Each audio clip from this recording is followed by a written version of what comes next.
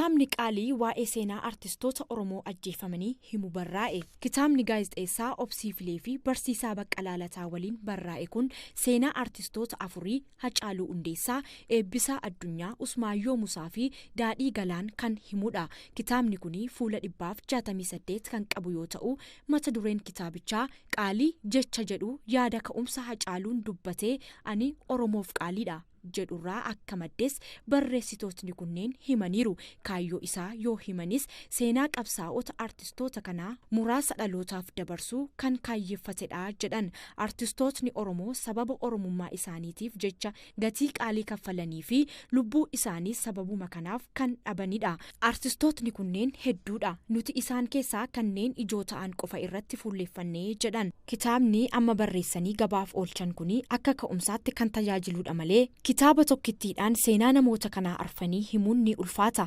Garuummoo nuti seenaa isaanii keessaa hojiiwwan mul'atan kan boruu dhaloonni irraa barata jennee qofarratti fuulleeffannee Oromummaa irratti cichuu isaanii waan argisiisan muraasa mul'isne jechuun dubbatu. Kitaabichi seenaa artistoota kunneenii dhaloota hanga guyyaa ajjeefamaniitti jiru gabaabinaan ibsa.